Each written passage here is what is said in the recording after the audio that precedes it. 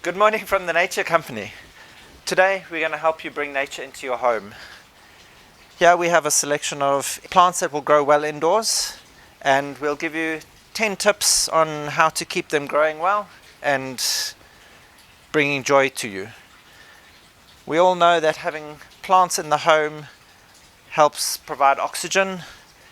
It brings that relaxed, calming feel into the home, although we know it can also bring anxiety when your plants aren't growing nicely. So let's teach you how to relax, enjoy your plants, and keep them healthy. First, we'll start off with one of the easiest things to get right is you've got to find the right plant for the right space. It's pointless taking a huge big plant when you're just looking to put it on a windowsill. So we've got to find the plant that's going to suit the space and suit the light conditions that you have. We can't go be putting a plant that likes the shade like these onto a full sun windowsill and watch them burn and die. So let's try get the lighting conditions and the size conditions right for your plant, so that we're also not continually bumping past a plant that has gone too big for the area that it's growing in. Okay, so now that's out the way. We've got the right plant for the right area. Now we've got to start looking at all the other small details that will get it to grow right. Watering is another big thing. Overwatering can be a very big problem with houseplants. Here we have an aglaonemia, which although it does like a fair amount of water, we don't want it sitting in water all the time. And having these trays sitting with water can be problematic. We start getting problems with the roots, which start affecting the leaves. So we want our leaves to be nice and full and beautiful and not all crumpled and creased. Yeah, we know there's a problem, and this is from overwatering.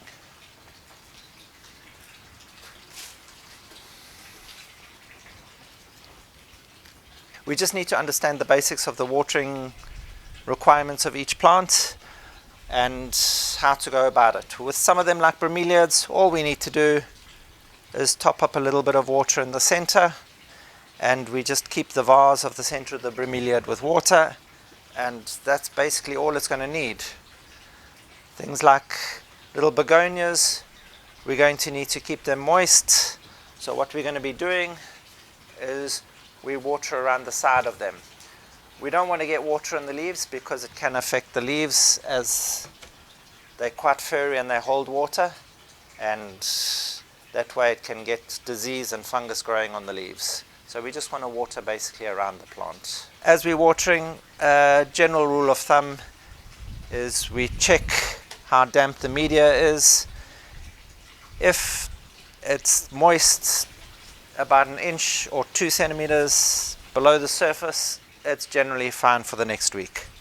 Often indoor plants once a week is a fair rule of thumb to run by. Once we have a basic idea of how much water we should be giving our individual plants, the next thing is ensuring that the drainage in the pot is good enough. So here we got to just check out, see what media it's going to grow in well, and make sure there's a good drainage. So often with indoor plants, I expect to add in a little bit of extra river sand so that we can get them to drain quickly, so the water is just not sitting in there, staying boggy and rotting the roots. This can also bring up all sorts of other problems like fungus and bacteria, which we're trying to avoid indoors. They can become quite problematic in an indoor environment. And going along with the drainage, we have to ensure that the pot has enough drainage holes in it. So if we're going to be watering your plant and we've got the drainage holes, we're going to be needing a tray or something to catch the excess water that drains out the bottom. But as I showed you earlier, we've got to empty that out to make sure we're not sitting the plant in water all the time. And in such, if we have cover pots that we're putting the plant into, please ensure that your cover pot also either has drainage holes at the bottom so that the excess water can drain out, or place stones or pebbles to form a layer at the bottom, so that when you're putting your pot in on top, it's sitting on top of the stones, and the excess water that runs out and held in the pot is not keeping your plant moist at the bottom all the time. So you're just giving it that layer that it's sitting above the water, so it's not basically rotting in the water. So that's tip number 3, is ensuring that you've got a well-drained media that's going to be suiting your plant. So we've got the size of your plant, the watering, and the drainage. Now that we understand how important the watering is, we've got to look at the light conditions.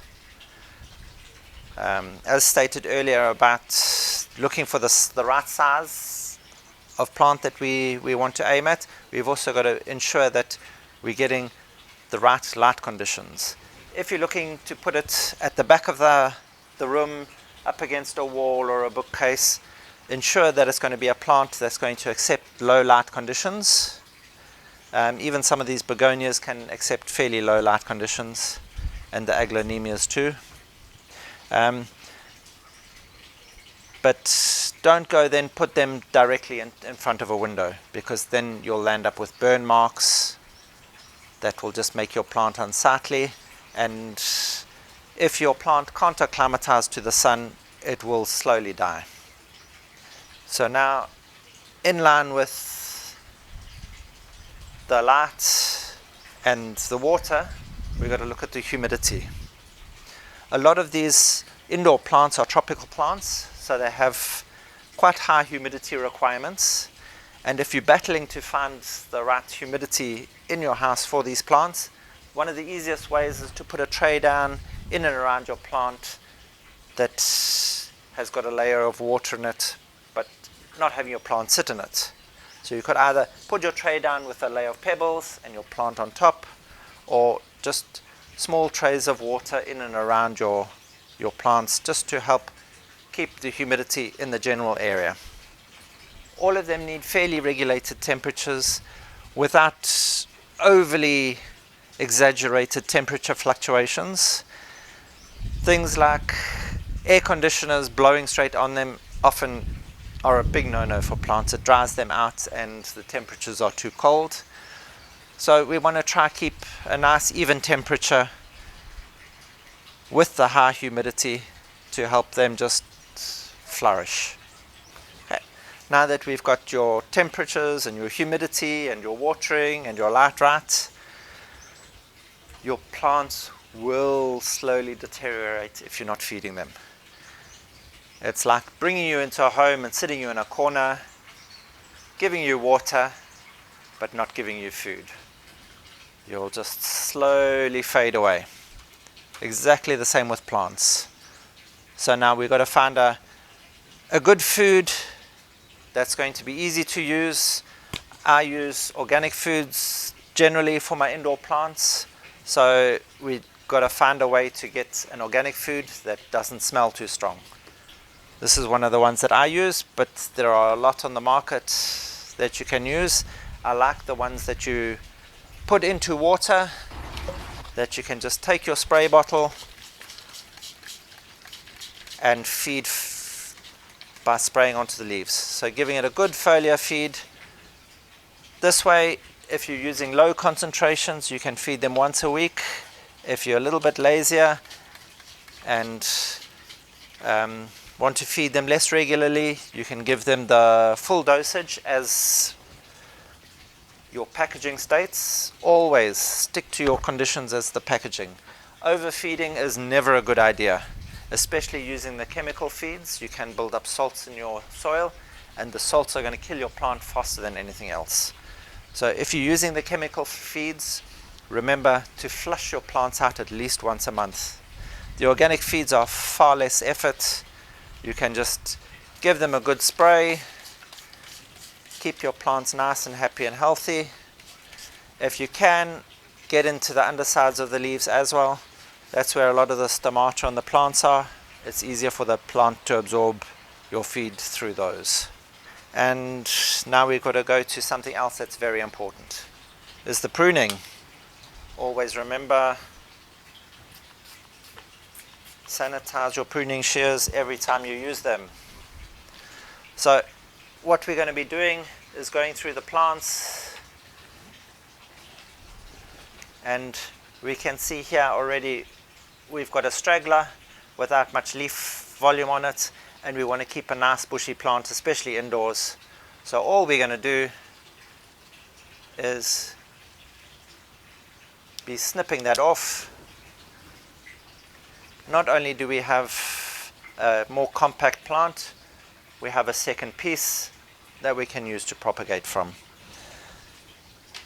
But also all we're going to be doing is going up, cleaning up all the dead leaves, all the damaged leaves. This is just going to allow more air movement, more light, and keep the plant looking better. So just some basic cleaning and already the plant looks a lot better. Also, here we notice we've bought this most amazing variegated plant, and here we've seen it reverting back to green. This is relatively easy to remedy. All we're going to be doing again, just cleaning up all the old dead pieces, just making your plant look neat again, and we'll go in and remove those sections that are no longer variegated. We can pot these up again and have two separate plants. Of course you can always keep them together, but always remember an unvariegated plant is always going to grow faster and probably drown out the variegated version. So better to remove them and keep them separate. And then we have several different plants. And yay for more plants in the home. So just with the different pruning for the different plants, it's always best just to have a quick look around and see what pruning is needed for your plant. Easiest thing is just taking off the dead leaves and dead flower stalks, just to keep your plant more attractive. Also, by doing the pruning, taking off all the dead material, you're less likely to have things like bacteria and fungus that are going to be growing in and amongst the dead rotting material. Now that you've been feeding and watering and looking after the light of your plant, we need to remember indoors there is a lot of fine dust that will settle onto your plants. What you're going to be doing is making a cloth damp, squeezing out the excess water, and basically just wiping off the dust. So that way we're just allowing it to get more light and breathe easier, which are important for indoor plants. Often in the darker areas where you need that extra light for your plant so that they're in optimal conditions. And coming to that, by wiping down your plants, you can see whether you've got pests. One of the most common pests indoors are things like mealybugs, scale, and spider mite. Here we have some scale and a little bit of whitefly. So this also you need to treat as quickly as possible to stop the mass population explosion of insects and pests that are going to attack all your indoor plants, because then you start having some real trouble. So often the easiest way is just to wipe them all off in the beginning. Some plants it's difficult to get to where the mealybugs are hiding in between the leaves, and then we'll just give them a nice organic pesticide spray just to make sure that they're all dead and gone. So then all we'll do is take our organic pesticide, spray on the affected leaves. Notice with organic pesticides I don't have to worry about wearing gloves or anything. I don't have to worry about my pets in my home. All this is going to do is kill off the pests, and away we go. Okay, so This is what's going to give you beautiful, happy, healthy houseplants that are going to keep you relaxed and sane during the day and the night. So we'll go through the 10 tips. They are: tip number 1, choose the right house plant for your space. Tip 2, provide adequate drainage. Tip 3, use the right soil. Tip 4, water your plants correctly. Tip 5, provide the right amount of light. Tip 6, keep your plants clean. Tip 7, fertilize. Feed your plants. Tip 8, monitor the moisture, temperature and humidity in and around your plants. Tip 9, prune your plants. Keep them in tip-top shape. Tip 10, keep an eye out for pests and disease so they don't come through and destroy everything that you've worked so hard for. So now that I've given you the basics on how to care for your indoor houseplants, they should look magnificent. And if you have found any of this information I've given you helpful, please give us the like, subscribe below if you want to keep updated on our latest content, and press the notification bell, bing bong, to be sure that you're notified of all our latest videos. And thank you for watching. If I've missed anything or you have any queries or questions that you would like to ask, please drop them in the comments below and we'll get back to them as soon as we can. Happy planting. Every house deserves a garden.